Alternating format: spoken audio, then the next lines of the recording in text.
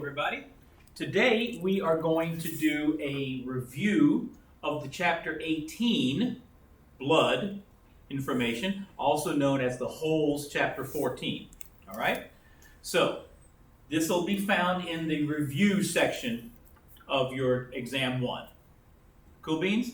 All right, we're going to get started with the first one, which was accidentally put into the chapter 18 review, chapter 17 review by Mr. Weber. And that question is? Know the main functions of each type of blood cell. Okay, the main functions of each type of blood cell. So here we are in the blood chapter. So let's take a look at our blood real quick. The red blood cells are the first ones and the most important ones. And they have a very simple function. They have no organelles, they have no nucleus, they don't swim, they don't do anything except carry oxygen. They're full of hemoglobin, which is this molecule here. Hemoglobin, which is a 4-carbon globular protein, which each protein has in the middle of it this, a heme group with iron in the center. And the iron is what grabs the oxygen and holds it. Okay? That's why when you scratch the paint off of your car and the air and water gets to it, you get rust. What color is rust? Red. What color is your blood? Red. For that reason, because it's iron. It's an iron and oxygen compound. Okay? All right. So the number one job is to pick up oxygen from the lungs and deliver it to your tissues. But your red blood cells have a secondary job, and that is pick up the carbon dioxide from your cells and deliver it to your lungs. 10-4? Okay. And as we go through the chapters, you'll start seeing that we carry oxygen easily, like this, on the hemoglobin, but we carry carbon dioxide in a slightly different way. Okay? All right. Next would be your white blood cells. All right? And I've got this little mnemonic here to help you remember them from most abundant to least. Okay? So, neutrophil, lymphocyte, monocyte, eosinophil, basophil. Got it? So, on my test, if I say, what's the third most abundant white blood cell? Monocyte. Got it? That's why you remember it. Okay, so let's take a quick look at what they're doing. Here is a neutrophil. The word neutrophil means I love, neutral dye. And a neutral dye is more like a purplish. Okay? Eosinophil means I love eosin dye. Now, eosin dye is acidic and acid-stained red. Got it? So the little granules inside turn red. The granules here turn purple. Your basophils, the granules turn blue. Does that make sense? Okay. Well, let's talk about what they do for a living. Each one has a specific job. Neutrophils are the number one bacteria killers. They eat them up. They're phagocytes. Got it? And that's why they're the number one white blood cell. They're always running around making sure to eat up those bacteria. 10-4? All right. How about our good buddy, the eosinophils? They have a specific job, which is going after parasites in the blood, like worms that you've gotten in the blood. 10-4? Now, thank goodness, we don't have to worry about that here. We don't have a tropical place here. So a lot of these parasites are not endemic. Got it? Meaning, when you get bit by a mosquito, the mosquito can only bring a parasite from you to me. Got it? So if you never had a parasite, there's no way a mosquito can give it to me. Does that make sense? But in certain tropical areas, you do have those parasites in people, in animals, and so that mosquito could be the vector to bring it over to a new host. Got it? Now, what do we need to understand about mosquitoes very quickly? I know I'm getting off subject, but that's what I do all the time. Does the mosquito get sick? No, it's a vector. It just is the carrier for it. Okay? And which mosquito is responsible for giving you the thing? The male or the female? I mean, yeah, the female. It's always the female. How do we know that? Because the males are born with no mouth. Their job is to get out of the water, mate, and die. Got it? It's the female who has to get a blood meal to feed the growing brood inside her. 10-4? And that's why she goes after warm-blooded animals. Got it? It's easy because she has a radar that says, oh, that's warm, that's cold. So you're the one I'm going after. Does that make sense? All right. When was the last time you hit a mosquito? What did you see? Blood. Yeah. That means she's already been sucking your blood. And how come you didn't feel it? Because the first thing she does when she gets there is to inject her saliva into your skin. The saliva contains two chemicals, Novocaine, so you don't feel the proboscis going in, and heparin to keep the blood flowing. We're going to talk about heparin today too, okay? And guess what else is in her saliva? Whatever the parasite is she picked up earlier. That's how you get it. 10-4? Okay. All right. Are we cool? Now, one more thing about eosinophils. They are also associated with inflammation, especially things like asthma. There's eosinophilic asthma, okay? And there's eosinophilic esophagitis. So those levels are elevated in those types of situations. All right. Now, basophils. What do? They produce heparin. Heparin is going to keep your blood from clotting, and heparin is also the beginning, the starter molecule for inflammation. Got it?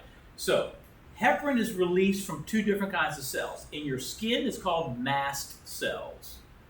And so, if you have inflammation, what are the 4 cardinal signs? Redness, swellings, pain, and heat. And heat. Very good. And that's because we start all that with histamines. Now, basophils are in your blood. So when basophils release their histamines, it makes your blood vessels open up. Got it? Now, what happens to your blood pressure when your blood vessels open up? Drops. And that is the problem with anaphylactic shock. With anaphylaxis, you've eaten something that you're allergic to. As soon as it goes into your digestive system, boom, directly into your blood. If that chemical, peanut butter or shellfish or whatever it is you're allergic to, gets into your blood, not a few mast cells in one place, but all the basophils in your entire circulatory system release their histamines. And what happens to your blood vessels? This big. What happens to your blood pressure? Down to 0. And if there's no blood coming into your heart, there ain't no blood coming out of your heart. And that is the shock of it. Got it? Also, besides opening your blood vessels, it also makes your bronchioles close up. It's sort of like we're going to open up our blood vessels to try to water down this poison, but we're going to close this out in case we're breathing it in. We don't want it to come in. Got it? So that's why you're having difficulty breathing and your difficulty making your heart beat. 10-4? So what should we jab ourselves with? EpiPen. An EpiPen, because epinephrine will reverse both of these. Because epi is fight or flight. Got it? So it's going to tighten your blood vessels and it's going to open your lungs. Got it? And those are the two things that are causing you to have trouble. Got it? Okay. Super duper. All right. Lymphocytes.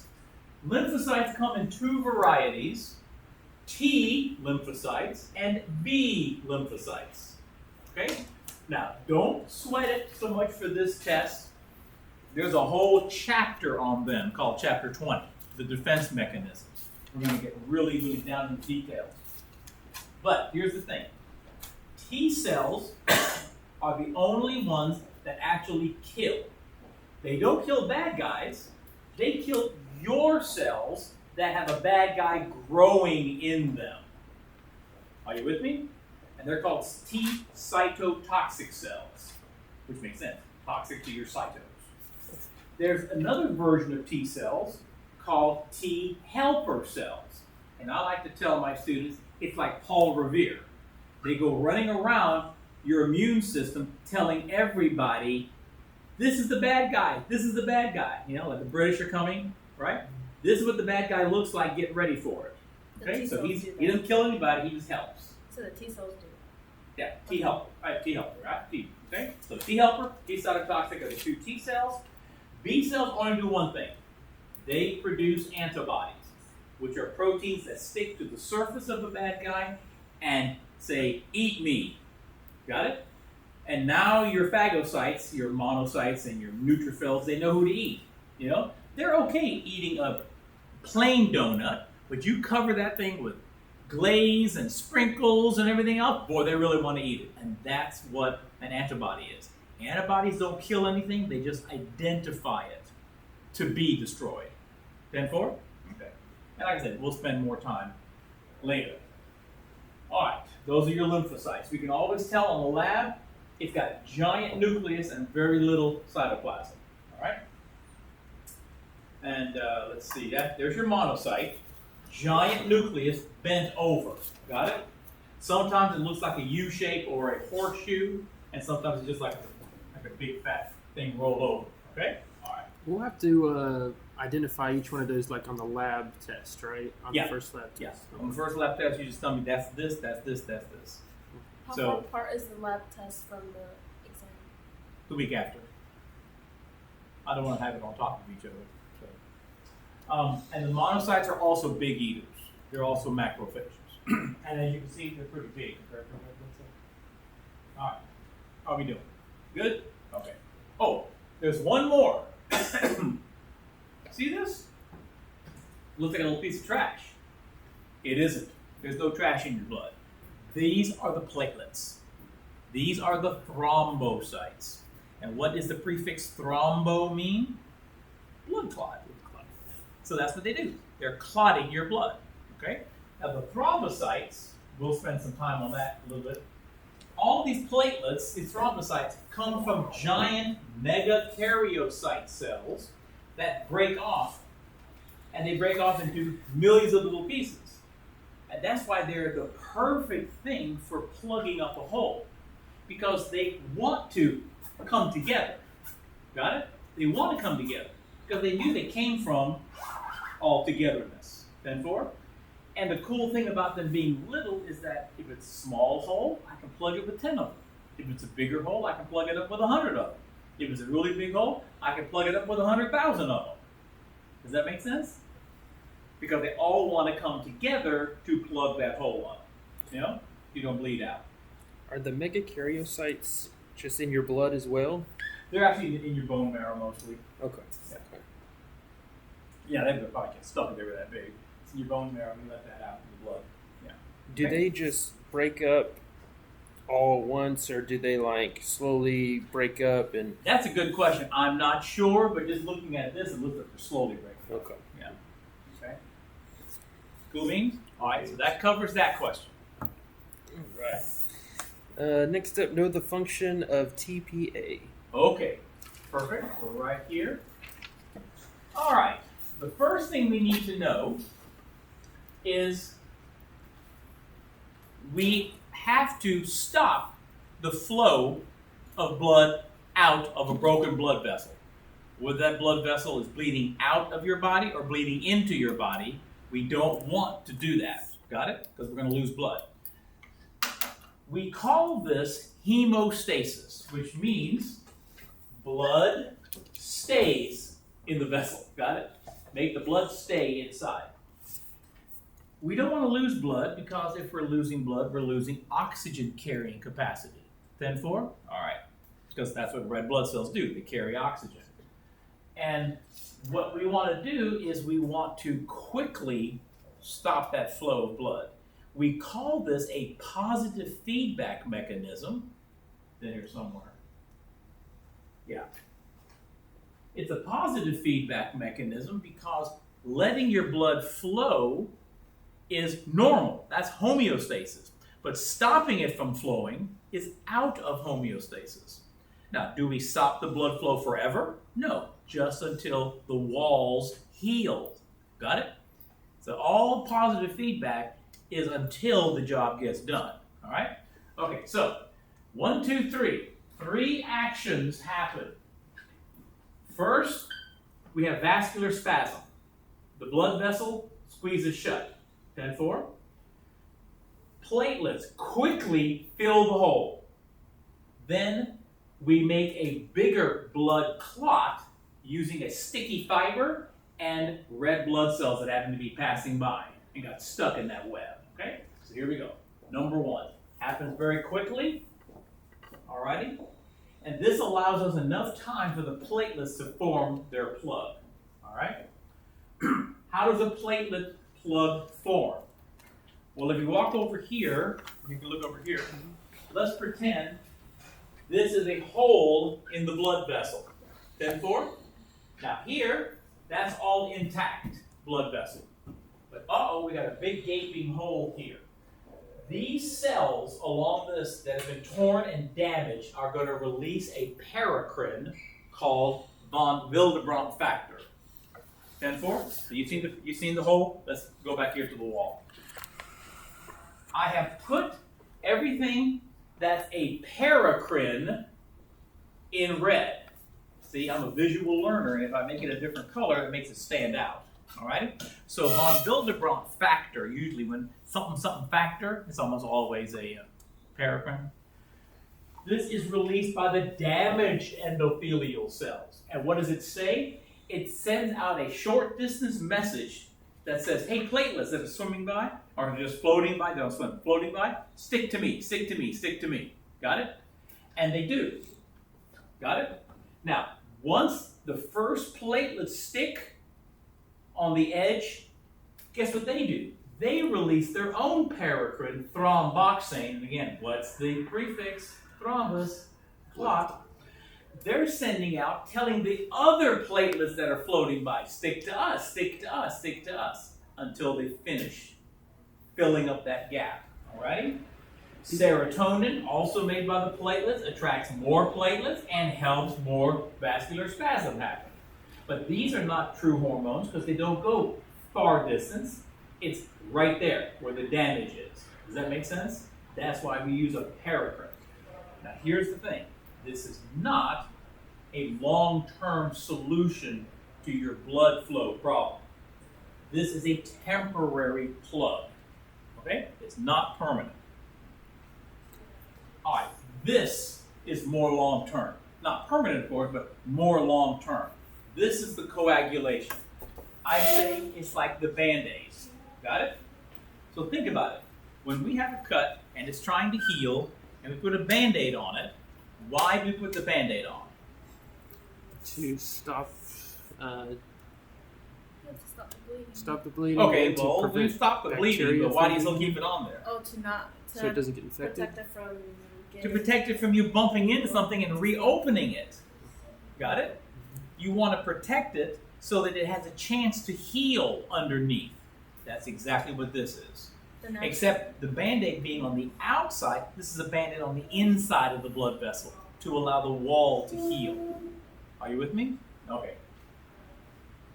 Now, we build this coagulation through a series of fast-acting steps, like dominoes. This falls, then this, then this, then this. We call it a cascade effect. And we can do it two ways, the extrinsic way or the intrinsic way. Don't worry about the difference. Your intrinsic pathway goes this way, your extrinsic pathway goes this way, but the whole idea, and I like this picture much better than that one from your textbook, is this one from another textbook. The intrinsic leads to prothrombin activator. Well, guess what your extrinsic does? It also does. Got it?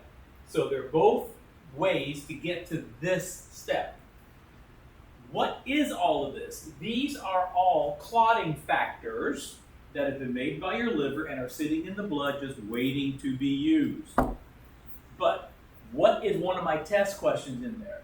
Look at one of my questions. It says, what ion in your blood, you see it? Mm-hmm. What ion in your blood is necessary for blood clotting? Yeah? Well, take a look. Do you see an ion with a +2 charge up here? Yeah. Whether you go intrinsic, calcium. You go the extrinsic way, calcium. Get all the way down here, calcium. What hormone makes sure we have enough calcium in our blood? Parathyroid. Parathyroid hormone, PTH, right? Yeah. To make sure that if you haven't eaten enough calcium, we'll dig it out of our bones to make sure there's enough in our blood to make this happen. Because nobody wants to bleed to death but have a great skeleton. 10-4? Okay. All right. And all this is just all these different steps have to happen. Cascade. This, then this, then this, then this, until we make this. Now, here's what you need to make sure you understand. An activator, hey, is an action word. Okay? An activator. Like, for example, who is changing the slides? You with no clicker or me with the clicker? Me. I'm the activator. I'm doing something.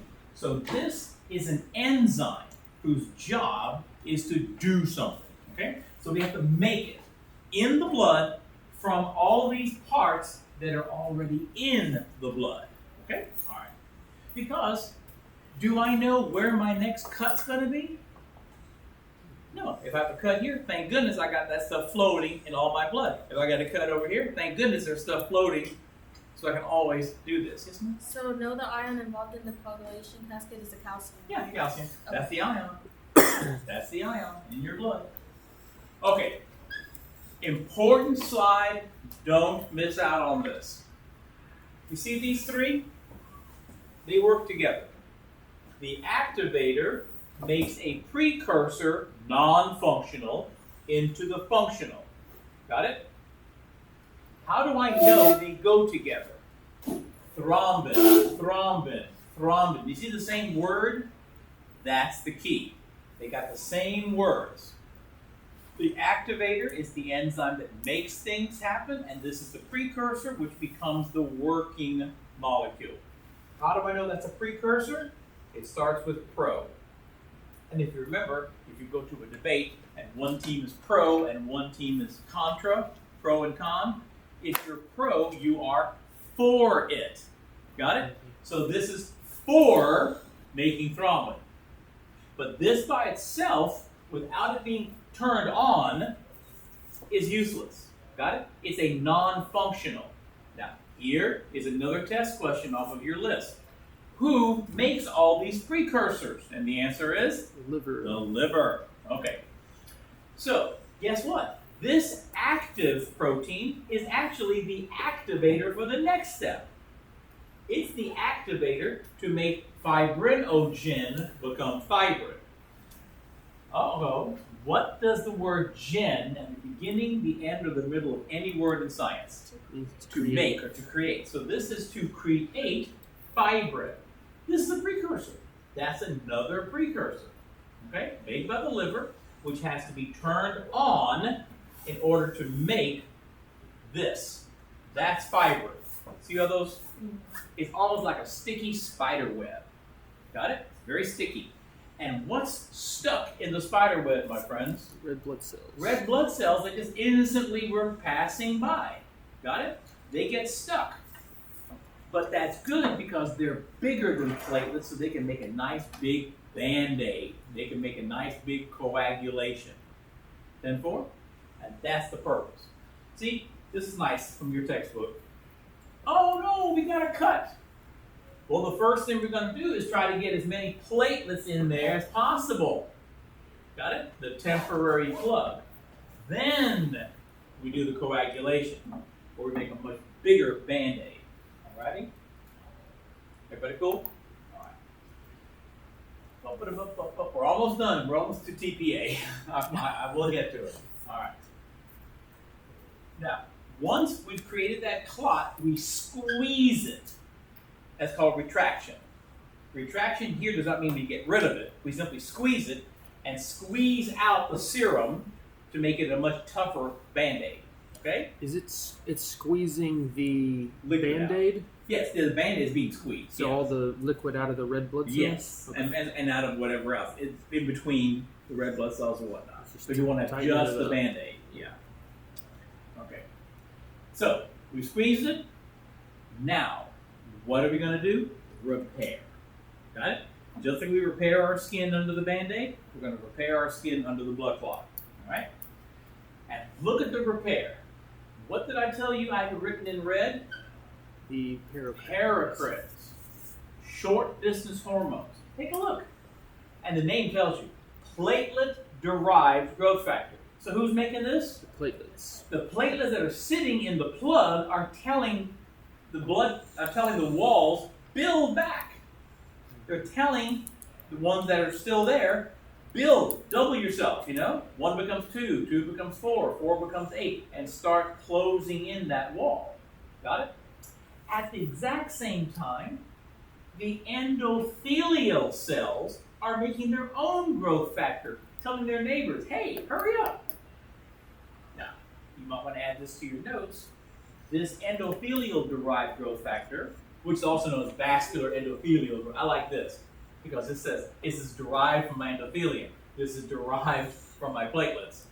But it's also what we call an autocrine. Who remembers what autocrine was from chapter 17? Yeah, whatever it's secreting it affects itself. Yeah, it's sending it out to the neighbors, but it comes back and affects them and makes them speed up their mitosis. Cool beans? All right, I told you, after we get out of chapter 17, every chapter after that is full of paracrines because that's how the rest of your body works. Okay? Make sense? So, we're repairing. Now that we have finished repairing, what are we going to use? TPA. TPA. All right. Let's see if this makes sense. We have made our clot slowly, step by step. So how do I get rid of my clot? Slowly, step by step. See, we can take it off a Band-Aid because into the trash can. You can't peel off a Band-Aid sized clot on the inside of a blood vessel and not expect that clot to move and get stuck in your brain and give you a stroke. Does that make sense? So we build it slowly, step by step. We have to take it down slowly. And that's the name of it. We're going to lyse the fibrin. We're going to cut apart, lysis, the fibrin mesh. Got it? Slowly chop it up. And what do we need? We need a natural clot buster called plasmin. So how do we make plasmin? We start with a precursor, plasminogen, made by the liver.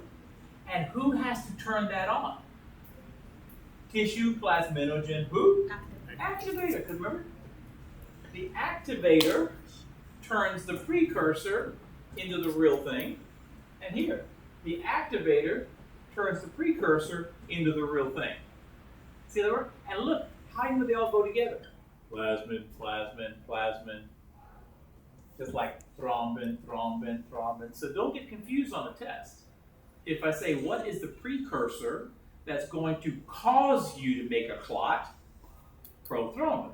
What's the precursor to help you break down that clot? Plasminogen. Got it? Okay. So, tissue plasminogen activator, as it says here. Tissue plasminogen activator. Who made this? The plasmin. The tissue. The healed. What tissue? The healed part. Who would know that you're finished healing better than the cells that are healing? As soon as that blood vessel wall is healed, that blood vessel wall sends out a chemical that's, okay, you can now break down the clot. Isn't that cool? Now, here's the thing. Do we use TPA in medicine? Yes. Yes, to break up clots, especially for somebody having a stroke. How do you know which blood vessel has the clot in it? We don't, so we hit you with some TPA to undo all of your clots. 10-4, we're not really sure where it is, but we're going to undo it. 10-4. And then, we're going to start bleeding it. We'll take care of that later, but we got to get this handled first. Remember, for every minute that you are not letting oxygen get to your brain cells are dying. Okay? And that's why the sooner we can get a TPA shot into the patient, the better we are going to be to make sure. Now, what's the problem with giving a TPA shot and you're not sure? they're having a hemorrhage. Yes, if they're having a brain hemorrhage, now you've helped get it worse. Now you're going to be bleeding even more. So you got to be careful, okay? 10-4? But that's the question. That's the answer to TPA. So stoppage of bleeding. No, not TPA doesn't stop bleeding. TPA is help to get rid of your clot after it's healed. It's healed, Yeah. Okay. What else? What you got So we already know number 3. Know the ion involved in. We know the ion, right? The next one would be able to explain gluconeogenesis. Okay, gluconeogenesis. You have it? Okay. Yeah. Now, I don't have to go to a slide for that. We can do this right here. What does genesis mean? To create. To create. What does neo mean? New. Neo means new. No, it does not mean Keanu Reeves on The Matrix, okay? It means new. And guess what gluco at the beginning means? Glucose. So, gluconeogenesis is the process by which your liver, he has 25, 30. In fact, I saw a video the other day. The liver has 500 functions. Okay? But I don't need you to know about 20 of them. So one of the things the liver does, it can make new glucose from non-carbohydrates. Meaning, it can turn proteins into glucose. It can turn lipids into glucose. That's what your liver can do. 10-4? Now, here's another question, which we're going to see again in the digestive system, but, I'm previewing it. And that is, why is it so important that your liver make glucose? If you're not getting to eat any, why do we have to make it? So that way our cells can... Yeah, but guess what? All of your cells can live on fat, except one kind. It needs glucose, or it will die. Nerves. That process is called glucose sparing. If you're starving, you're not eating anything, your liver will do the best it can to convert your fat into glucose, and we save it, we spare it, to keep your brain alive. Are you with me? Because without glucose, the brain cells die. So your liver says, okay, then let me fix that. Everybody else has to live on lipids. But you, Mr. Brain, you got to have glucose. Which is why, if you're diabetic and your glucose levels go up and down all the time, if you're really low, you want to pass out. Because your brain says, okay, I'm not getting anything to eat, so I'm just going to go take a rest here. 10-4? Okay. Cool. Next, we've got be able to trace the fate of Hemi when a red blood cell dies. Okay. We are going to trace the fate of our heme. Okay? So let's go back to our red blood cell. Come on, red blood cell. I know you're not here. We're in chapter 18. Okay. So, Question. Yes, yeah, we're in exam review 1, and we are looking at the chapter 18 questions. Okay. You say number which one? Number 5. The question in chapter 18. Okay. So, remember, here's our hemoglobin. This is the heme. That little green frisbee here. Got it? With the iron in the center. All right. Oh, I know it's in. I thought it was some series of steps here. Here it is. Okay, good. Remember, when your red blood cells die, we send them to the red blood cell graveyard, which is the spleen. Okay? And that's why the spleen has 2 parts. The red pulp, where the red blood cells go to die, and the white pulp, where white blood cells go to multiply. All right? So, they're removed by the spleen or the liver. You see, if you have your spleen removed, your liver has to take over that job. Okay? So, either one. What we're going to do is we're going to take apart the globular protein chains and separate it from the heme. Got it? When the heme, we break it down into iron and biliverdin. Okay? We take the iron out, and your liver stores it. That is why back in the old days, when you were diagnosed as having iron poor blood, the doctor would say, go down to the butcher shop, get some liver, chop it up and eat some liver and onions because the liver is full of iron. Got it? Now we can take an iron pill. Alrighty? And we create this, biliverdin. Now, this Billy means bile. Okay? And verdin is what color? Yellow? Green. Okay? Verdant fields and verdant forests means green forests, green fields. Okay? So this bile is green color. Okay? Little tiny dots of green. Well, we transport the iron with transferrin. Okay? And the biliverdin is converted into bilirubin. What color is this bile? Red. Red. Okay. Now, even though it's red, it's little tiny pink dots in your liquid blood, what color does your skin look? Yellow. Yellow. So through all of this stuff, it makes you look yellow. Got it? Not pink. Alrighty? So, you become yellow. Why are you and I not yellow? Because The liver takes the bilirubin out of your blood. See, another function of Mr. Liver. He is very, very busy. So, we take that and we turn it into bile. Mr. Liver does that. And the bile is used to break down what? What's its function? Fats. Yeah. All the lipids from your diet have to be broken into smaller pieces, and we use bile to do that. Okay? And we'll talk about that in the digestive system in a little more detail. Alrighty? But suffice it to say, big globs of fat become little globs of fat that can be carried in your blood and carried in your lymph. 10-4? Okay. So that bile, obviously, is in your digestive system. Well, while it's in your digestive system, it gets turned into another chemical called stercobilin. Stercobilin is what makes your poo-poo brown. It's the brown coloring of your poop. Got it? Now, what color is your poop if you have liver disease and cannot make bile? White. White. Okay? Now, why is your poo-poo white? Because I know it's calcium. Calcium bicarbonate, calcium phosphate. Got it? It's calcium ions from your bones, okay? And from the calcium that you've eaten. And that's, you're basically pooping out chalk. Okay?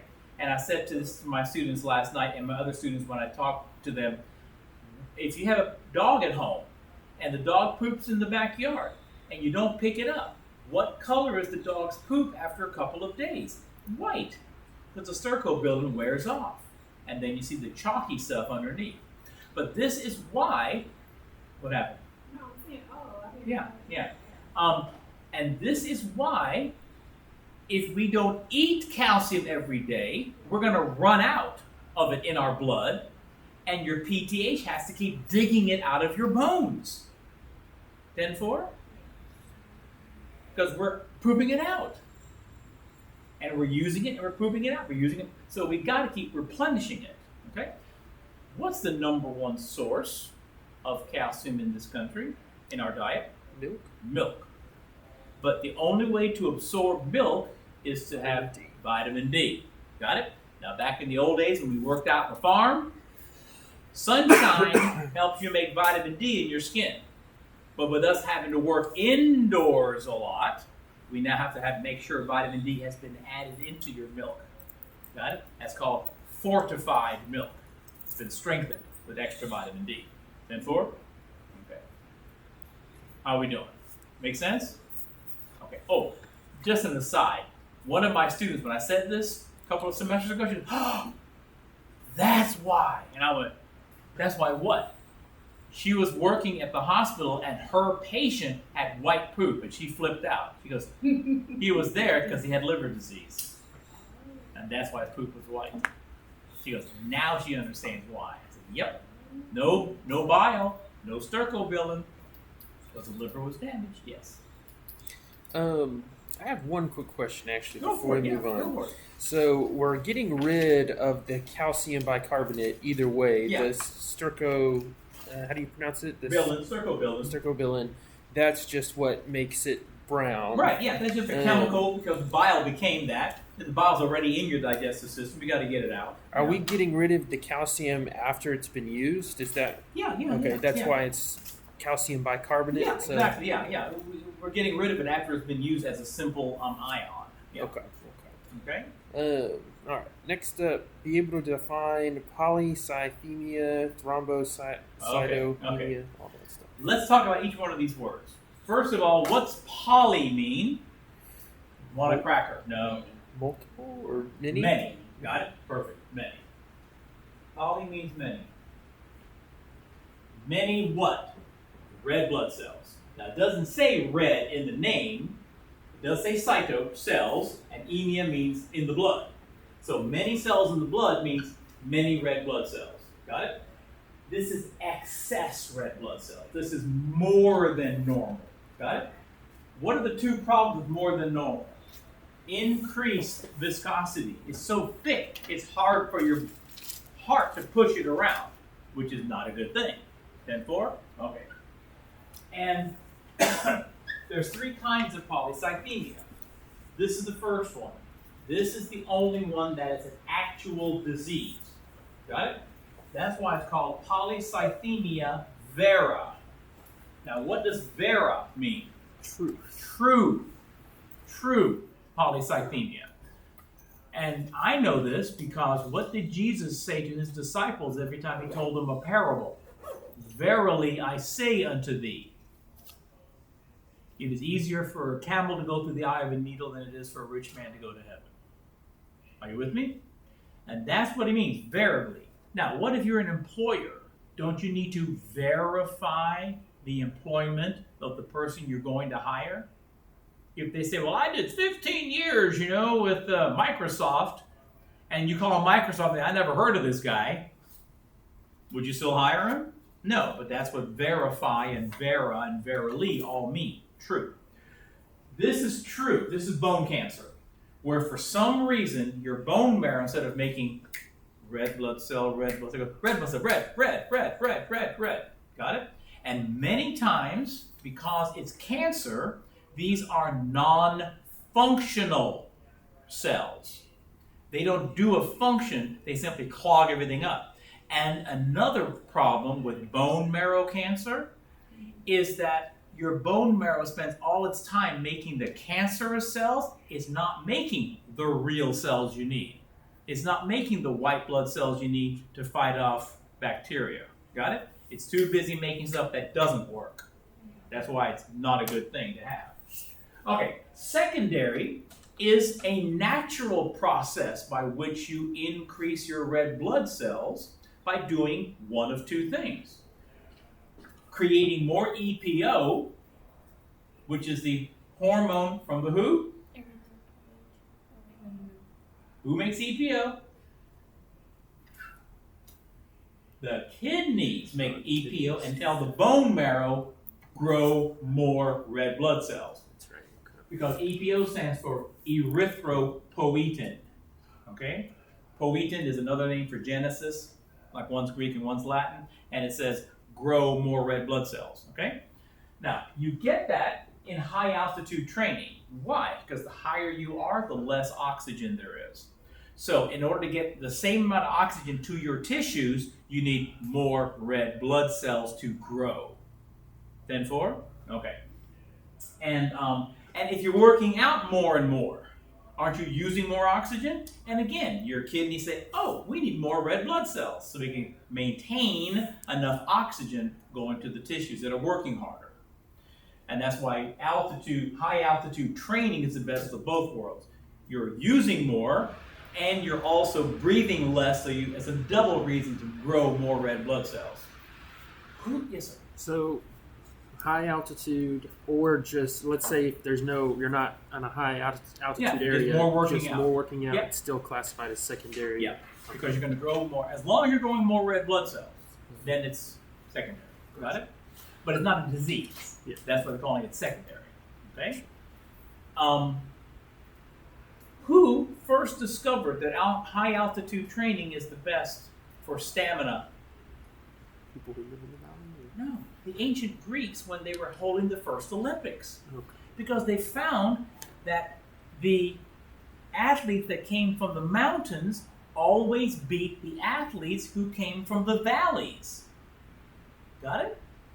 And they're going like, why is that so? Well, we don't know, because they didn't know what EPO was and all that kind of stuff back in those days. This is BC days, folks. So, guess what the valley people did? They sent all of their athletes to the mountains to train. Now, how long does it take to train in the mountains to get this benefit? I don't know. 4 years. That's why the Olympics are held every 4 years. You think all that stuff is just accidental? It's all because these very observant Greeks figured this all out. Oh, by the way, did the Greeks ever have male against female?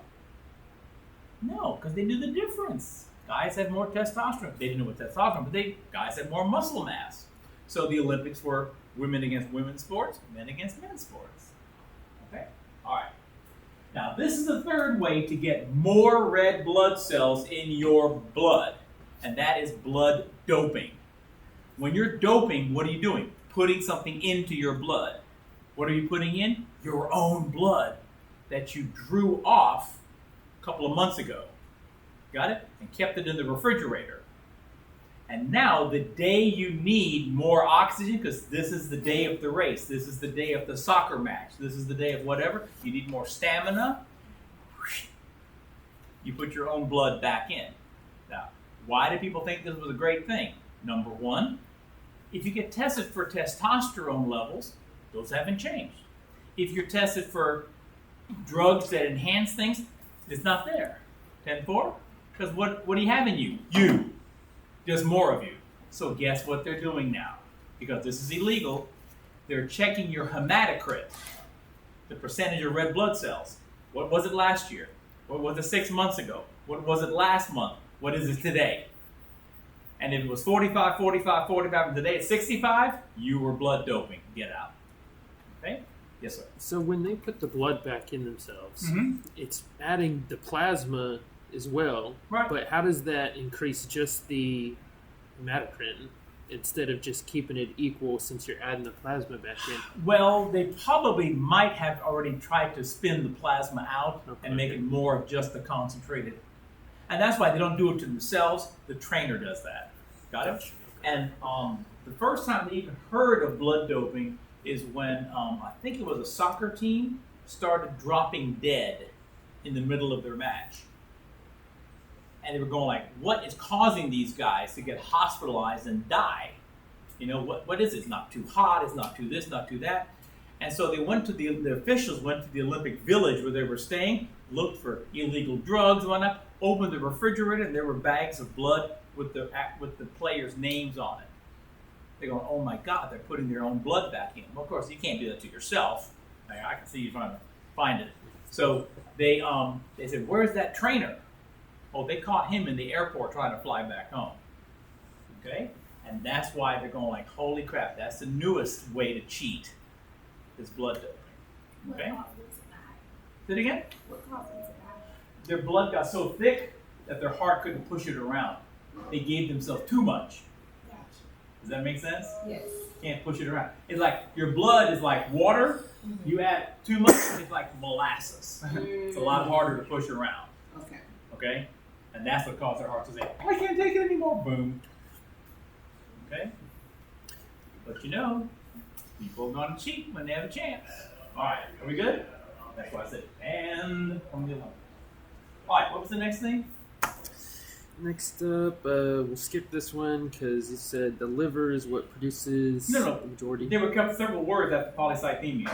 Oh, I'm sorry. Thrombocytopenia. Okay, Same okay, what's a thrombocyte?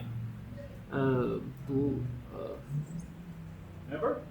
Thrombocytes are the platelets, right? Okay. Yeah. Oh, here we go. Thrombocytopenia, what is that? Platelet count is low. Got it? Thrombocytosis is too high, but penia is too low. Now, how can I remember that penia means you're lacking it? Well, anybody read Charles Dickens? You know, like, Moby Dick with Herman Melville. Oh, never mind. I'm sorry. Tale of Two Cities, Great Expectations, Charles Dickens, the Christmas classic, Ebenezer Scrooge and stuff. Yeah, Got it? Okay. The one I'm thinking of in particular is Oliver Twist. He was a little orphan, right? And so was the guy in Great Expectations. He was also an orphan, okay? What is the Old English name for a person who's poor? Penurious. Penurious, okay? So, penurious means you're without a penny. You're so poor, you don't even have a penny. So, penia, you're lacking. That's just how I would remember. Okay? So, we're lacking. What would happen if you're lacking platelets, my friends? You can't clot your blood. You can't clot your blood. So, you're going to have spontaneous bleeding. You're going to have bruises that don't heal. And you're going to get what's called petechia. Petechia is spontaneous busting of blood vessels in your face just because you smiled or because you were chewing. Got it? What am I talking about? Well, maybe when you went over to Grandma's house when you were little and Grandma's, oh, you're so cute, and pinched your cheek. When you pinch your cheeks, why do they turn pink? You've busted those blood vessels. But are you pink the rest of the day?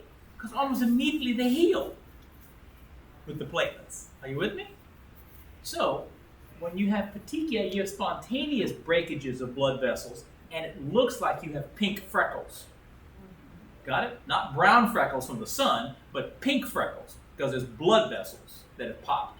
10-4? Spontaneously. You didn't have to do this. You just smiled and you broke them. Okay? Now, how do I remember petechia? This is just me again. My sister is a vet in Columbia. She's been a vet for the last 30 years.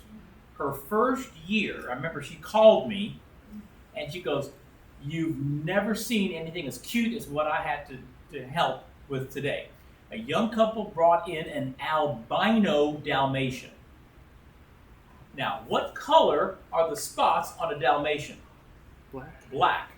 The albino had pink spots. It was a white dog with pink spots. So it looked like something you win at the carnival, like a stuffed animal. And guess what the couple named their dog? Petechia. For pink spots. Got it? That's how I remember what petechia is. Cool beans? Alright. What was the next word behind that? Reticulocytes. Okay, a reticulocyte is a baby red blood cell. Okay? And the only reason we need to know that is because you should have 1 to 2% of your blood be babies. What if 10% of your blood is babies? Have bone cancer. That's bone cancer. That's cancer where you're making too many red blood cells. Got it? That's one of the dead giveaways. 10-4? And they're called reticulocytes. Do you remember sarcoplasmic reticulum, those things, and endoplasmic reticulum? Yeah. Red blood cells have no organelles and no nucleus. The nucleus is kicked out, and all the organelles shrivel up and die, so you have plenty of room for your hemoglobin. So as those organelles shrivel up, it looks like lines. And that's why it looks like a cell full of reticula, full of lines. And that's what they call it, a reticulocyte. Make sense? Okay. Now, what next? All right. We're going to skip that one because we know the liver produces the majority of precursors. Mm-hmm. Be able to list what keeps platelets from sticking to blood vessel walls. Aha. Okay. You see, this is a blood vessel wall here. Number one, it has to be smooth. Got it? So if this was a platelet, it just bounces right off. Got it? Because it's smooth. What if there's a rough patch? It'll stick. So we want to make our endothelium smooth. Got it? Okay. But the question was, what two things emanate out? It's two paracrines. Actually, it's a paracrine and a chemical that come out. Okay? The paracrine that comes out is called prostacyclin. It's constantly made by your endothelial cells, and as it comes out, it tells the platelet, don't stick here, don't stick here, don't stick here. Now, which paracrine says, stick to me, stick to me? Von Willebrand factor, remember? But that's only released when they're damaged. Yeah? Now, the other chemical that's always coming out is nitric oxide, NO. It's not a paracrine because it doesn't make the cell do anything other than don't stick here. Got it? So that's why it's not a hormone, okay, or a paracrine. It's just a chemical. Nitric oxide. 10-4? Okay. Now, here is the reason why we don't want to have high cholesterol. Now, I was born with a liver that makes too much cholesterol. I inherited that from my dad. He had high cholesterol, and that's why he died of a heart attack. Okay? Now, I've had 3 heart attacks because my cholesterol is going, and that's why I'm on Lipitor for life. All right? Here's the problem. Let's say, for example, this is cholesterol. If the cholesterol sticks here, got it? Is this now a nice smooth surface? No. And if prostacyclin comes out here and says, don't stick, anything coming out here? So my platelet says, I want to stick. And the next one says, I want to stick. And the next one, I'm going to stick. And then more cholesterol on top of that, more platelets, more cholesterol, and before you know it, your blood vessel gets smaller and smaller because we're building up all that plaque. Got it? And my heart attack, thank goodness, was slow because the plaque was building up slowly, making the coronary arteries smaller and smaller till my heart said, ow, and I got the classic pain down the arm and the neck. Got it? And we'll talk more about that when we get to the heart chapter. But a person who dies immediately closed up too fast. Okay? All right. And that part of the heart died. And when that part of the heart dies, the part that is pumping the blood out to your body, the left ventricle, you're in trouble. That's why that blood vessel was called the widowmaker. When it closes up, you dead. And why do they call it a widowmaker? Because guys have more heart attacks than wives. Okay? But girls, you're catching up. Look at the statistics. You're catching up with heart attacks and high blood pressure and stuff because you're also getting into stressful jobs and stuff like that. Right. Okay? All right. Does So, TPA always be careful. TPA would break up the red blood cells or platelets that are sticking there, Yeah, but it it doesn't won't. help this, It won't apparently. break No. up the cholesterol. No, sure doesn't. That's why we have to do other things. In fact, they invented a chemical that they called Roto-Rooter that was supposed to zing out and clear out all your arteries. It didn't work. Maybe it worked in lab, but when it gave it to people, it actually either didn't do anything or broke open their blood vessels. So it didn't really help. Don't they Now have you're a bleeding out. for that? Do they have? I've seen online where they have a thing that they'll stick in that'll like a wire that'll go in and clean it out. Yeah, that's what's done to me. But they didn't clean it out. It's called a balloon angioplasty. Oh yeah. Okay. Yeah. The blood vessels here, I might have some pictures in chapter 18 for the next thing, or 19, sorry. Yeah, there's a little wire. They have to snake it in through your femoral artery, and it goes up and goes around your aorta into your heart, and then from your heart it goes into your coronary arteries, okay? Because they start at the top and go down around your heart. So they know exactly because they're watching you on a live radioactive picture, a live X-ray, okay? I'm laying there with an X-ray machine behind me, and the screen is on the wall here, and I'm like this, and he's snaking it up here, and I'm laying on the table, and I'm watching it too. Got it? And he's standing right there looking at it. He's going, okay, I got to do this, got to move it this way. So anyway, you get it down into the blood vessel, and the cool thing is when they were snaking it into the aorta, it got stuck, and the guy said, okay, now cough, and it makes it go around the corner. Okay? Whoop. So yeah, when you cough, your heart expands like this, and your aorta does too. It's amazing. Okay? That's why you don't want to cough too much. So you got it down to the right thing, And so he said, well, let's see where the clot is, okay, that we have to open up. And they shoot a dye. See, he's down there. The dye is already down here. He just shoots it. Whoop, there it goes, right?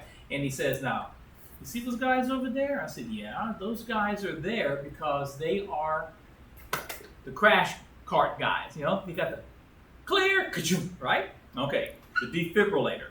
He says, if a patient has a heart attack, it's when we put the dye into his heart.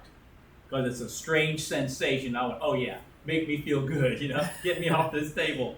Anyway, so they shoot in the dye, and it feels like something warm spreading in your chest. It literally feels like somebody's peeing in you. Not on you, but it's inside, and it's warm, you know?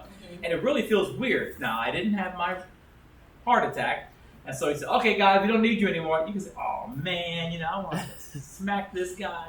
Anyway, so that dye goes down your coronary arteries, and you see, and it stopped. That's where the plug was. So I have one part of my heart where they couldn't open it up. It was already completely closed, and that's the right ventricle. So my right ventricle isn't working. That's why my heart's only working at 40%. Okay? But thank goodness my left ventricle was still working because the blood vessel was only clogged about 80%. Now here's what they do. They can't pull out the plaque. So what they do is they put in this, and there's a balloon attached to it. And he pumps up the balloon opens up the blood vessel and pushes all the plaque into the walls. Now, of course, if you just went back out, wouldn't that close up again? So they put in a retractable gate. It's literally a mesh, and they pull it, and it opens up, and it stays there permanently. Okay? It's a little metal frame that keeps that part open.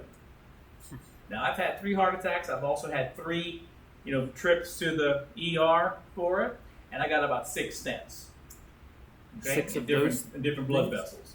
And he says, you want me to crack you open and do a bypass, or do you want a stent? I said, give me the stent. Right. Okay? So, yeah, I know plenty of people who've had that. Nothing hurts like bone pain. When they, take a saw and saw this sternum in half and then put it back together again, yeah, they ain't no fun. Okay? So I said, yeah, give me that and give me the meds to keep my blood vessels open. And I promise I won't eat Bojangles for breakfast, lunch, and dinner. Okay? We good? All right. What's next? Did I answer that question for you? Yeah. Be able to explain how to conduct a blood test. Okay, that's a good one. This one is missed by 60% of my students every time I put it on there. Please don't be part of the 60% that get it wrong, please. All right. Blood test. Here we go. My friends, let me explain. Your blood contains 2 very specific proteins. And we simply call them A and B. Okay? They're on the surface of your blood. Now, to let you understand, proteins are things that come in billions of different shapes. So it's the shape that counts when it comes to proteins. We're going to say, your textbook says, let's make these little round things the antigen, the protein called A. Okay? And let's make these little pointed things. Okay, so this little round things, A, and little pointed things, we're going to call that B. Okay? All right. Now, what are these critters? Those are antibodies. Antibodies are designed to stick to a protein that is foreign. Okay? So, this one hates anything with a point on it. Anybody here have a point? No. So these antibodies are looking out for somebody's B blood coming. Got it? That's the B blood. So does this have antibodies that are pointed? No, because then you would stick to your own blood and clot it up. Right. So this has circles on the end of it. Got it? Because this is an anti-A antibody. That's an anti-B antibody. Got it? So the antibody is designed to look for the bad guy. And the bad guy is not going to be you. 10-4? So if you've got A blood, you've got anti-B antibodies. If you've got B blood, you have anti-B antibodies. It's only when somebody gives you the wrong thing. Okay? See how this antibody here is attaching to the round? Because somebody gave you the wrong blood. Okay? That's why we need to test the patient's blood before we stick a whole bag into your arm. If you have B blood and we accidentally give you a whole bag of A, you're going to have a bag full of clots because the antibodies clot up the foreign blood. Does that make sense? They don't know it's blood. They think it's a bad guy. Let's clot it all up so the macrophages can eat them. Well, see, in reality, how much foreign blood would you ever get into your body? Maybe from a scratch, you know? You and the other guy were bleeding into each other for a second, or you and a dog, or you and a wolf, or you and a bear. So it's not a whole bag full. It's not a whole pint. Does that make sense? We can clot up a few drops of blood, and the macrophages eat it up. Boom, gone. Well, not a whole bag. Got it? So we do a blood test. When a patient comes into the ER and we're not sure what kind of blood to give them, you draw some blood from that patient and you put a drop in 2 wells. It's a slide with 2 dips. Got it? In this dip, we put 1 drop of blood. In this dip, you put 1 drop of blood. Then you will take a dropper full of antibody A and drop it in there. And antibody B and drop it in there. Got it? And then within a few seconds, you'll see clumping. Got it? Remember, what's going to clump? An antibody A with A blood. Antibody B with B blood. Got it? The antibody clumps with its name. Okay? So, this was patient number 1. I see clumping with anti-A and anti-B. So what kind of blood did he have? AB. AB. Because both of those antibodies clumped. Got it? What does this patient have? Only A blood, because only A clumped with its antibody. There was nothing to clump with an anti-B. What does this guy have? B blood. What does this guy have? O blood. There's nothing to clump with. Does that make sense?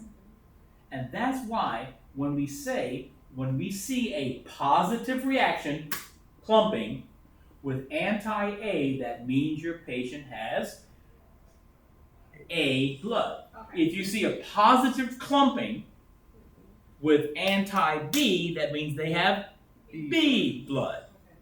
Got it? Where the mistake comes in, people think, well, if you got B blood, that means you have to have anti-A antibody. Yeah, but we're not testing your antibodies, we're testing your blood using an antibody. Okay. Got it? We do the exact same thing when we're doing a test for TB. They put a little something under your skin, right? Mm-hmm. And then they look, is everything normal? No problem. Do you see redness and inflammation? They're putting an antibody against your TB antibody. In other words, if you have had TB in the past, you have already created antibodies which you keep forever. 10-4? And so if there is a reaction, that means your antibodies are attacking it, you got antibodies. If there's no reaction, you don't have any antibodies. Then 10-4? So that's the idea. Now that we understand that antibodies are highly specific shapes, we can make them in the lab and use them for diagnostic purposes. Got it? We can tell what something is if the antibody clumps to it or if the antibody doesn't. Does that make sense? That's the cool thing about using these antibody type tests. Alrighty? My question, on the test, would you have a diaphragm like No, this? I would say if there's a positive reaction with antibody A, what blood do they have? The answer is? A. That's right. Okay. I used to do these tests, so I kind of Yeah, yeah. Yeah. But yeah, I don't think I have any pictures that I could put up there Right. on a test, but I definitely have words that can explain Right. it. Yeah. Okay. But that makes sense, right? You do a Mhm. blood test. Mm-hmm. And it's very important that you do it. Yeah. You don't want to give the person the wrong quickly. thing. It Yeah. pops up quickly. So Yeah, it happens very quickly. Yeah, Yeah. yeah. That's the cool thing about it. Okay? Because that's what you want your antibodies to do. Quickly grab onto a Yeah. bad guy. Yeah. We don't want them to multiply. If it's a bacteria that's going to multiply, we want to clamp onto them real quick and make a macrophage eat him. Mm-hmm. Okay? What blood type are you guys? I actually don't know. I'm Okay. O. Oh, good for you. What is O? I'm O positive. Okay, but what is O? That means I'm universal, right? Universal what? Blood type. No, but universal recipient or donor? Donor. Yes. Yeah. You have nothing on your blood, so you can give it to everybody. Right. Got it? I'm AB. Oh. I'm the universal recipient. I can take A, I can take B, I can take O. Right. Does that make sense? Mhm. Now, when we get to the genetics chapter, we're going to find out that this is a co-dominant trait. Okay. And I'm a perfect example. My mom had A, my dad had B, and I got both of them. Really? I inherited it from both of them. My dad is. I'm AB. My dad is O. Yeah. You've inherited O from Yeah. me. Yeah. I'm Okay? But I got exactly half Half. from mom and dad. Okay. Okay? And it's co-dominant, meaning A doesn't cover B, B doesn't cover A. They both show up. Okay. That's what co-dominant means. They're both dominant, okay, at the same time. Alrighty? Does that make sense? Alright, super duper. What's next? I might mispronounce these. Be able to discern between embolus and Okay, thrombus. embolus and thrombus. Ready? Mhm. It's what's a thrombus? A blood clot. The difference between the embolus and a thrombus is a blood clot where there is no break. Got it? How do you get a blood clot where there is no break in your blood vessel wall?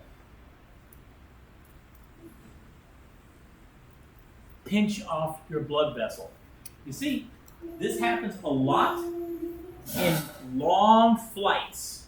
Got it? You're flying to Japan, you're flying to China, you're in your chair for 8 hours. 10-4. And if your legs are dangling, guess what? The blood vessel in the back of your knee is getting cut off. And the blood trying to flow up in your vein gets stuck. Got it? And the platelets hit each other and say, hey, let's stick together. Okay. 10-4. Then when you get up, that blood clot breaks away and travels. That's an embolus. An embolus is a traveling clot. And what do you call it when that clot gets to your lungs? Plural embolism, right? What do you call it when it gets to your brain? It's true. Cerebral embolism. Does that make sense? Okay. Now, it makes sense that if you have a clot in your brain blood vessel, that you're going to block oxygen from reaching that part of your brain, boom, a stroke. Why is a pulmonary embolism, an embolism in your lungs, bad? So it keeps the Block the air. oxygenated blood. Huh? Does it stop the oxygenated blood From getting back to your heart. Mhm. Got it? We're sending it to the lungs, but I can't get it back. That's the problem. Okay? And folks, this is no joke. It happens all the time. Right. I knew a guy, young guy, 20-something. I knew he was walking around in a cast. Okay? He had broken his lower leg. And he was in a cast. But I knew him from church. And one day I hear he died. What did he do earlier that day? He had his cast removed. And I went, oh my God, I know exactly what happened. Because his mom called and said, what's wrong? How could this happen? I said, well, I'm not a doctor. I'm not allowed to diagnose anything. But let's talk to the coroner after they've done an autopsy. Coroner confirmed exactly what I thought it was. Not that I'm a doctor, but because I just know anatomy. The cast was a little too tight, which caused the blood to not be able to flow, and it stayed. You know, how long does the cast stay on? Weeks. And so a clot formed. a thrombus because it's a clot that forms where there's no break. Right. Got it? If there's a clot with no break, is there any TPA being made by healed blood vessels? No. So there's no way to break that clot down. 10-4, because it's a clot that shouldn't be there. Well, when they took that The cast off, now there's no pressure, and guess what? That thrombus broke off, and the coroner said you can see all the way up the blood vessels, little pieces of it, as it moved its way up and got stuck in his lung. So the blood going to the lung couldn't come back, and he died of a heart attack. Did they sue the hospital? That I don't know. That I'm not sure of. I feel like I was about Because to they could very easily say, sorry, there's no way to prevent a clot from happening in a cast. I don't know. I don't know what you can squeeze out of a turnip, you know, the old saying. So, okay? All right. How are we doing? Good? Okay. What's next, my friends? be able to explain how do you say it? Pernicious anemia. Okay, pernicious anemia. Pernicious All right. anemia. Now, I know the word pernicious because that's one of my vocabulary words I had to know in high school. Pernicious simply means bad, but in a sneaky way. Got it? It's bad, sneaky. 10-4, it's not bad, obvious. Got it? Bad, obvious is a guy walking into the house with a knife and a gun and gonna kill you. Bad, sneaky is, hey, buddy, how you doing? Then you put a knife in his back. Got it? Okay, that's pernicious. So, anemia has to do with what? Red blood cells not forming. Pernicious anemia is a disease that you get if you don't have enough vitamin B12 in your diet. Vitamin B12 allows you to form your red blood cells the right way. If they don't form the right way, then they are less functional, and that's pernicious anemia. Got it? Mm-hmm. So, vitamin B12, lack of it causes this. Now, there's another thing, we're going to talk about that when we get to the digestive chapter. Your stomach cells make a chemical, a factor, that allows you to absorb B12. If you're missing that factor, you can't absorb B12 even if you eat it. Got it? So if you're missing that factor, you will also get pernicious anemia. Okay? And we'll talk more about that when we get to the digestive chapter. 10-4? But this is a type of anemia. You know, gee, what's iron poor anemia? Lack of iron in your hemoglobin. Does that make sense? There's different kinds of anemias. Is there any way we could pull up the anemias and Yes, look let's at do those that. real quick? Let's do it. Sure. It should be around the red blood cells. I hope.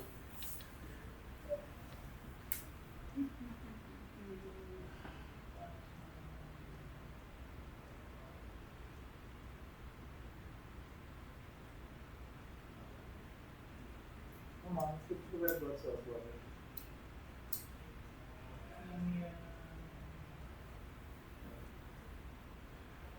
Sickle cell. That makes sense, right? Sickle cell, Mhm. sickle shape. Mm-hmm. And it's called a point mutation because, see, all of these up to 146, all these amino acids are in the correct order. Okay. Round. All 146 are in the correct order except number 6 is the wrong one. Okay. And one mistake, and now you get this. Now, can this shape hold as much oxygen? No. That's why you're anemic. Got it? Okay. Hard to get around. But the problem is, does this roll down a capillary? No, it gets stuck in the corners, and then you get like a traffic jam. Here comes the next one, and the next one, and the next one, and it clogs up. Can I get oxygen to my fingers? Can I get oxygen to my legs? No. And you get what's called a sickle cell crisis. Mm-hmm. Straight to the hospital, got to get a bunch of heparin and things to break up those clots. Mm-hmm. Got it? And try to open it back up. Yeah. It's definitely not a good thing. All right, let me go back to. See? Vitamin B12 Mm-hmm. needed. All right. If you know where the anemia, see B12. who the anemias are. I'd love to go over them. I know you have a slide on here. I got a slide on here. I just don't know where it is. Okay, well, this will be a test question. I know we did it last night.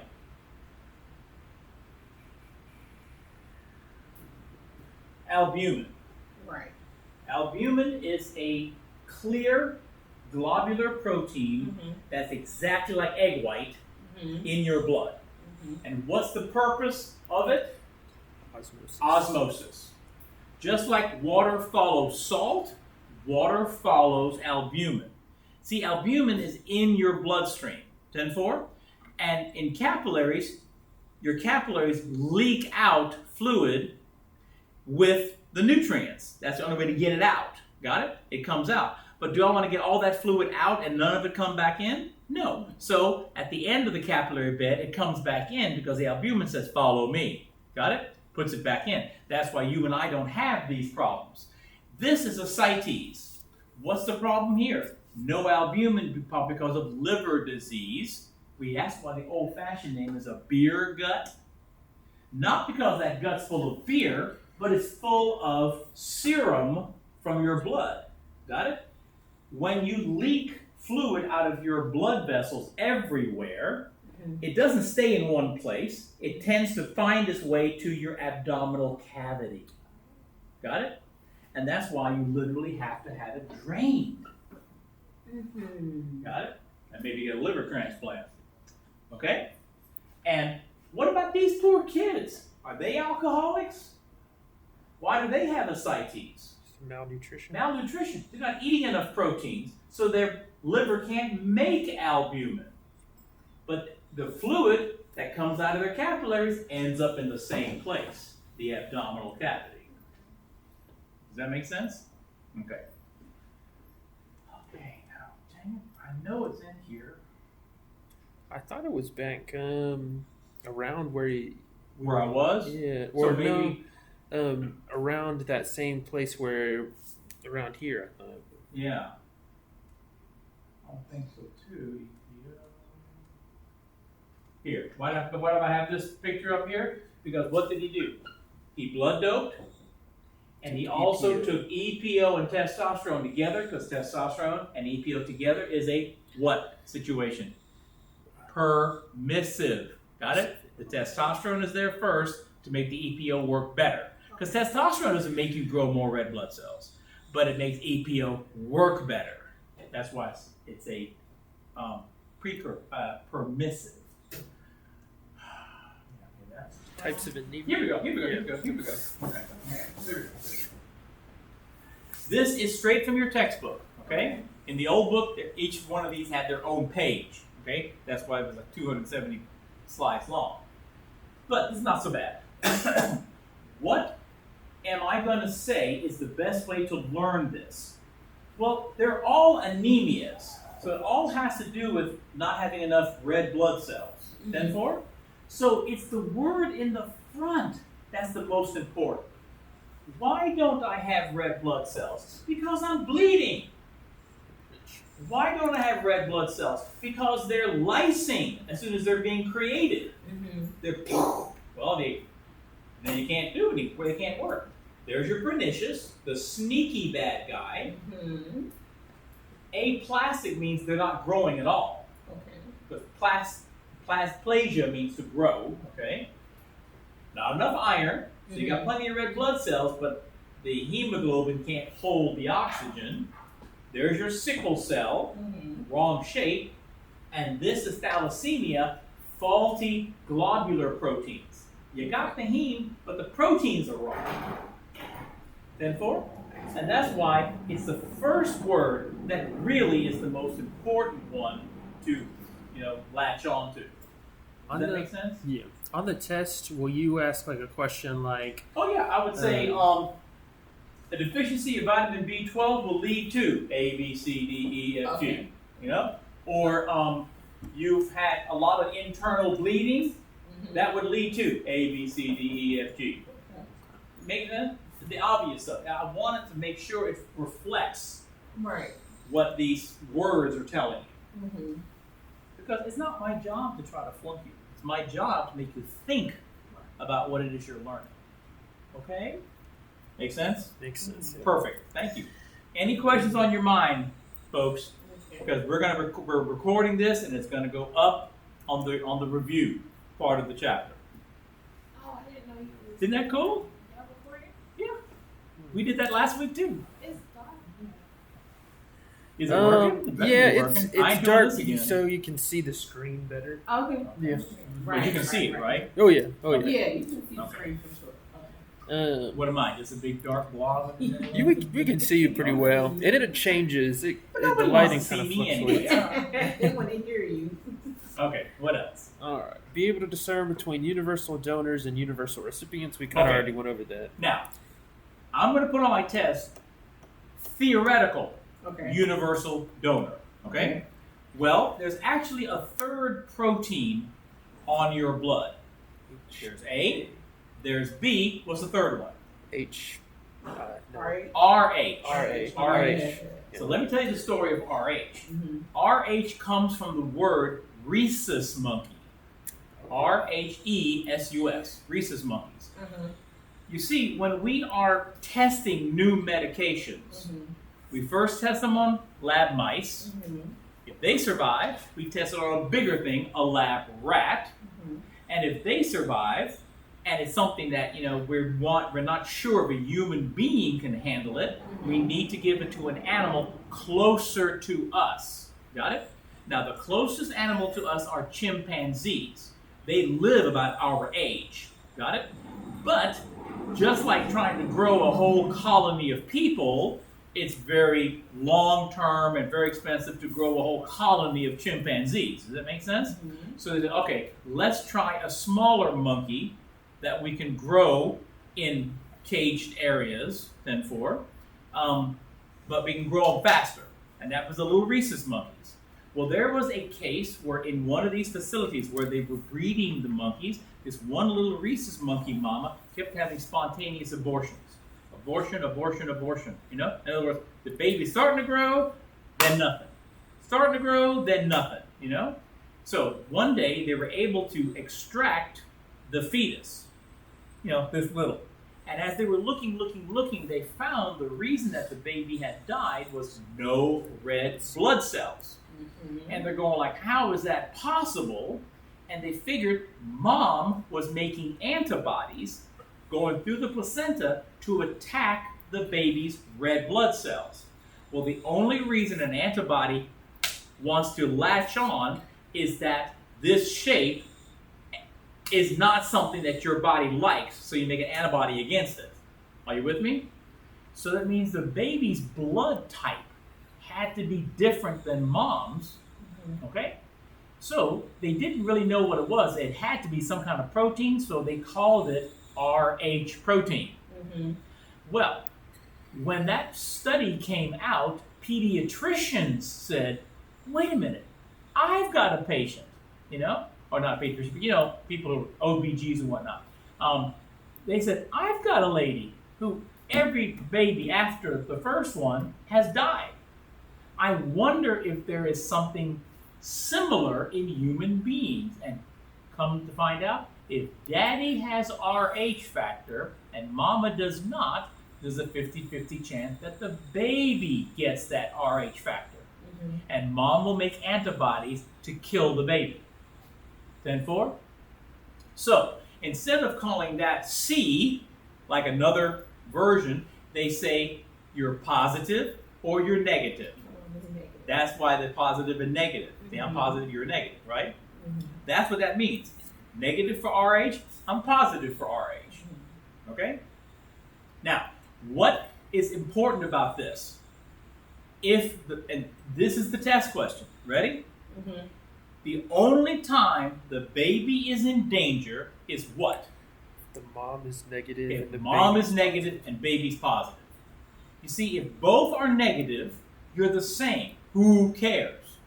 If both are positive, you're the same. Who cares?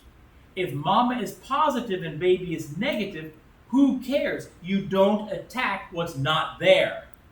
Got it? If mom is positive And baby's negative, no problem, because there's No problem. mama can't attack what's not there. Okay, Negative got it. means it's not there. Gotcha. So the only time the baby is in danger if mama is negative and baby is positive. If the baby has RH, then mama doesn't like it. Does that make sense? And mom will send antibodies across the placenta to go after that baby's red blood cells. 10-4? So what do we do for that mom who's RH negative? Give her. A what? A RhoGAM shot. That's what my mom had to do. With all Perfect. four of us. Yeah, she had to yeah, get it yeah. all. Because she was RH negative. Yes. And they don't need to hunt down daddy and see what he is. Mm-hmm. Because if RH, if he was positive, then definitely there's a 50-50 chance you'd be positive. Right. Got it? But even if you're negative, if mom gets a RhoGAM shot, it's an antibody to stop her antibodies. Mhm. Well, if she's not going to make any, what's there to stop? Right. Who cares? That's why every mom, when she gets pregnant, gets her blood work done, Mhm. and they check. Are you RH negative? Boom, you get the RhoGAM shot, just in case. Like I said, there's no need to hunt down dad. And draw his blood. We automatically give it to you. Okay? Mhm. Okay. So that's the only problem. That's the only time it's bad. Mom negative, baby positive. Got it? I got it. Okay. Because I'm going to give you every scenario. You got to pick the right one. It's relatable, so I'm gonna remember that. Yeah. My brother is my little brother is the only one who has the Positive? Mhm. Yeah, yeah. Mhm. But like I said, Those you guys. wouldn't have a little brother if, Right. if mom didn't get the RH shot. Right. Yeah, the Right. RhoGAM shot. And that's what it is. RH, that's the RH, O, and then the GAM is gamma globulin. Okay. Gamma globulin is the scientific name for antibody. Okay. Well, again, we'll talk about that in more detail when we get to chapter 20. What's next, sir? Know what triggers erythropoiesis. Okay, now what's erythropoiesis? What's EPO? Growing red blood cells. Got it? Mhm. And the number one trigger is hypoxia. Not enough oxygen being delivered. Does that make sense? If you're not delivering enough oxygen to your tissues, either because you're living at high altitude or you're working out all the time, you don't have enough oxygen being delivered, so your kidneys say, well, darn it, we need to tell the bone marrow to make more red blood cells. So that's the number one trigger is hypoxia of the tissues. Got it? Be able to explain the problem with RH factor. I feel like, Yeah, that's the Just wanted RH to- factor we just did. Yeah. and next, Oh, no. oh. Speaking of RH factor, I want to talk about universal donor. Okay. I'm going to say in the book, in the test, theoretical universal donor. Got it? Mhm. So it's not real, it's theoretical. Okay? Meaning under all circumstances. Okay? So, you're O, correct? Mhm. Okay. And you're O what? Positive. Okay. Now, what do you have on your blood? If you have O, you got no A, you got no B, but what do you have because you're positive? RH. RH, Oh, RH. right? Because you're Right. positive. Yeah. Okay. So, you're not theoretically the perfect donor. Okay. Who's the perfect donor? Oh, negative. Negative. Negative. Okay. No A, no B, no RH, so O negative. Okay. Does that make sense? Uh-huh. That's why I said theoretical.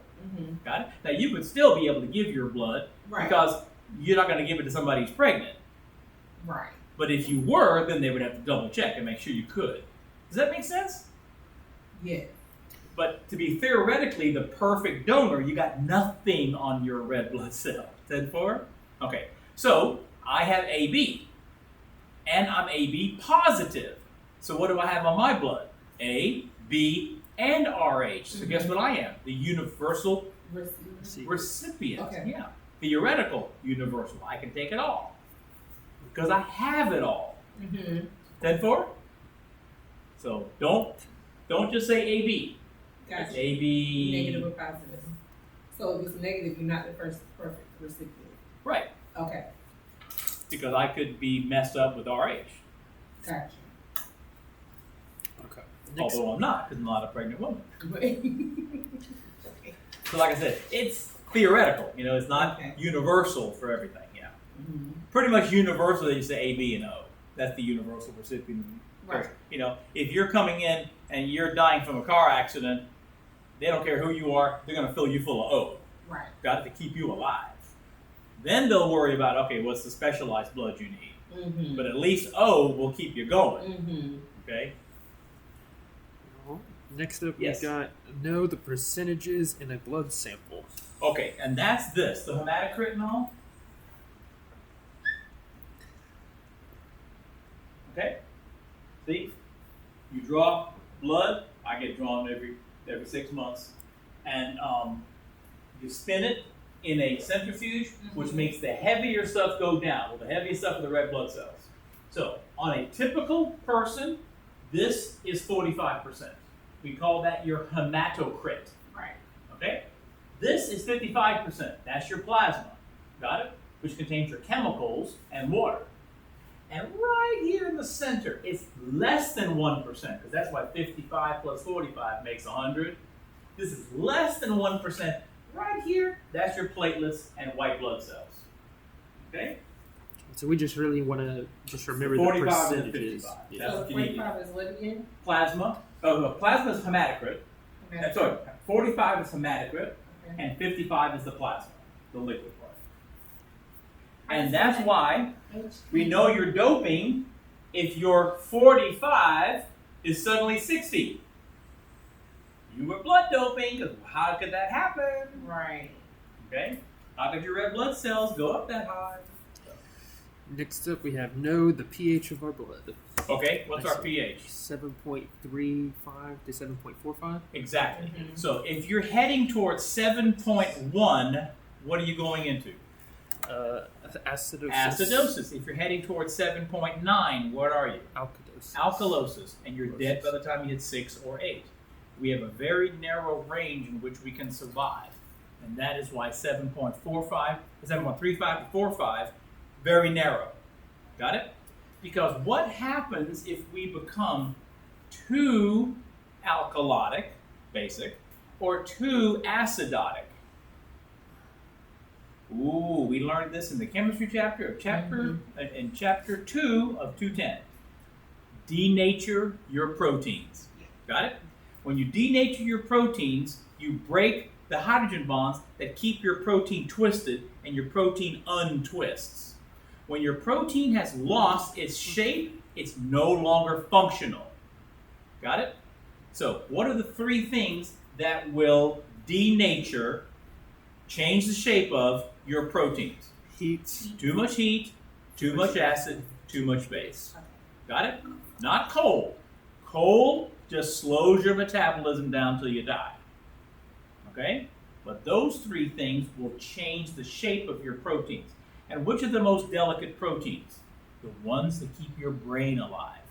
Mm-hmm. That's why if you keep your kid in a hot car and you're out shopping in the Walmart, your kid could die of a heat stroke. Because your brain says, I can't work anymore, dead. 10-4. And the same thing happens when we keep your dog in the car. Which is why there are Good Samaritan laws now. You see a dog trapped in a car or a kid trapped in a car, you call the cops, but you're allowed to break the window and get them out without being liable for the damage. Does that make sense?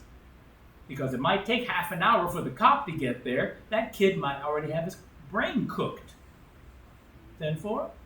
So several states did that many years ago. We finally got around to it a couple of years ago here in South Carolina. Of all the states, we're pretty hot around here.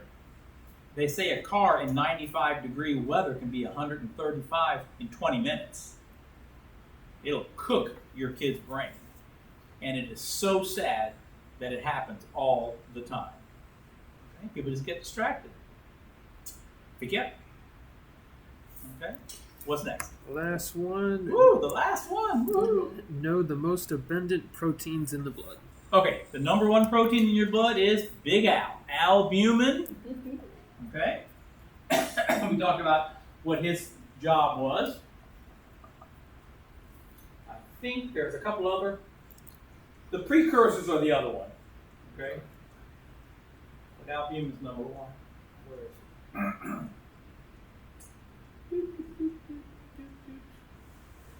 The globular proteins, precursors.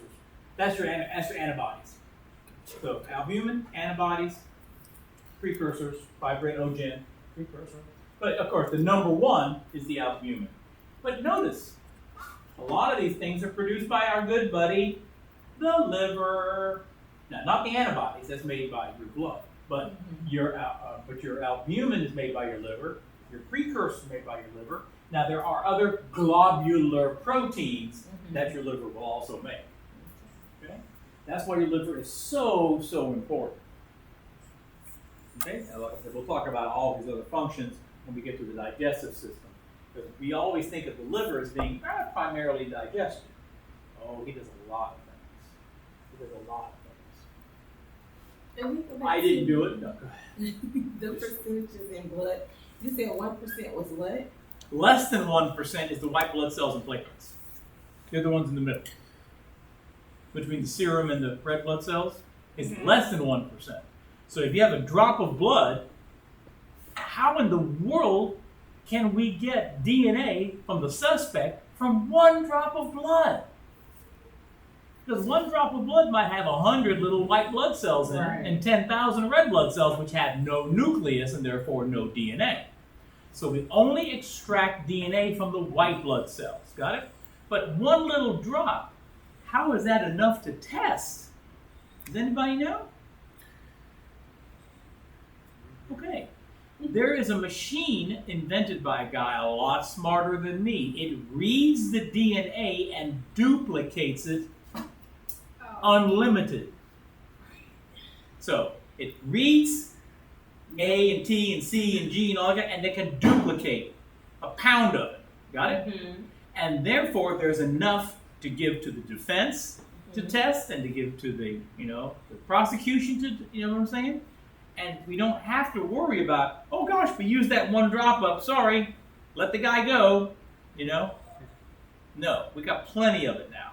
And that's why they're doing a lot of back checking. Right. They're looking at old forensic stuff. All you need is a little tiny scrape of a cell. Got it?